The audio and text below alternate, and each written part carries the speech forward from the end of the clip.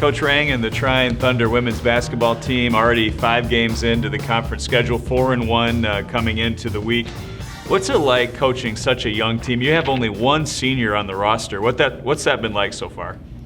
It's a growing process for sure. To be honest with you, I think sometimes the sophomore year is a little bit harder than the freshman year.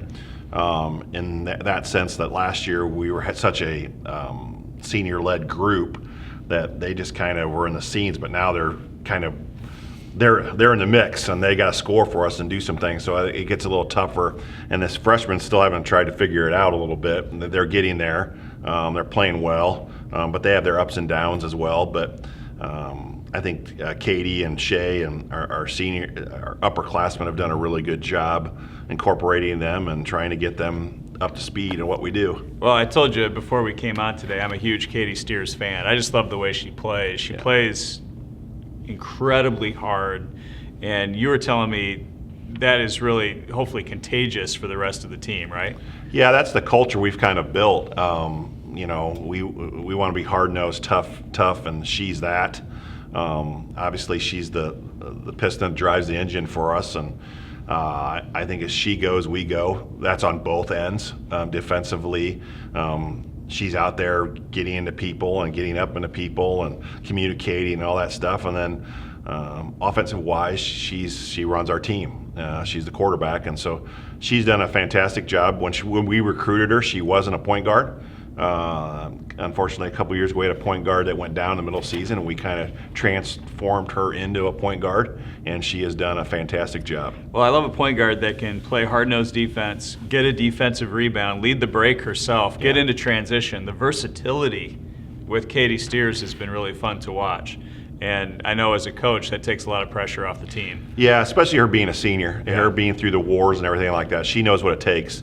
She knows what it takes through the grind of this conference and everything like that. And so having her in that position really helps. I want to go back to the Hope game. You've won 4 conference games, just the one loss to Hope, but learning opportunity in a game like that where your team has a lead late in that game. Hope finished really strong.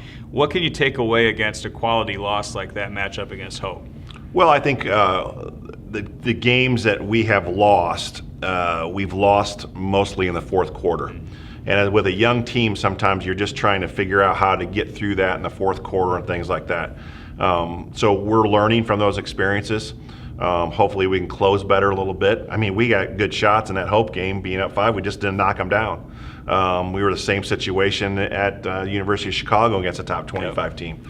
We were there to close that, and we didn't get that done. So young teams, hopefully towards the end of the year, those fourth quarters will be a little different story as we get a little more seasoned.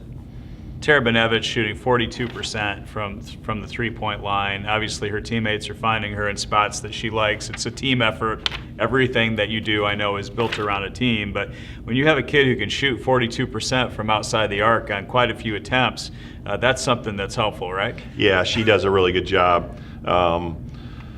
We recruited her. She was a shooter, and we like recruiting shooters, and she does a really good job. The one thing I would say with her, and we've talked about it a couple of times with her, as people start to take away that jump shot and kind of get into her a little bit, she's got to learn how to get it off the dribble a little bit. She made some fantastic drives the other day against Alma when they came out and got her. So as she gets more diverse with her game, instead of just shooting, she's going to be really hard to defend, especially as she becomes older and older. But she's a main part of our team. I've seen improvement already in Kelsey Taylor this year. She's feeling a little more comfortable in the paint. She's giving you some quality touches down there around the painted area.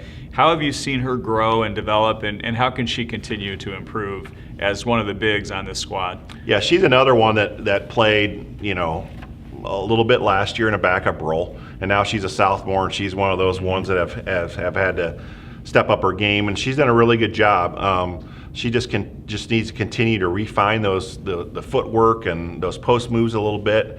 As she just gets older and older, she's going to be better and better. But I've seen a great growth in her from her first year to the middle of the year here, and we just need to just continue to work with them. because that's a big part of it. As people start to close out on shooters, we got to be able to score down low. It seems like I watch NBA a lot, and there are no more post players in the NBA. It's all wings and shooters and space and pace and all of the rest of it. Is there still a place in basketball for just dumping it down to the block and letting somebody go to work? Yeah, I think you're going to hopefully see that on Wednesday against St. Mary's, because I think we have an advantage with St. Mary's inside where we're going to have to try to pound it in.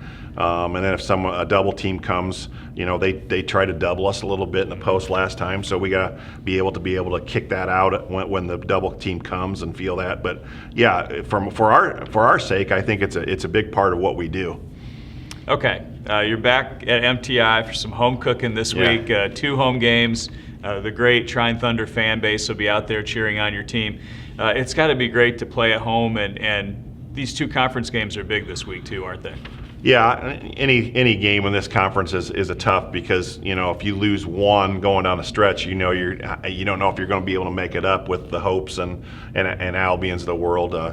But it's great to get back to MTI. When we had the doubleheader the other night, it was a great crowd and everything like that. And I'm sure Wednesday night it'll be a good crowd for us. We got great support, and we appreciate that from everybody. But yeah, these 2 are very, very, very important games for us. Can't wait to watch the team. You've got them off to a great start this year. Continued success, Coach. Appreciate it. Thanks.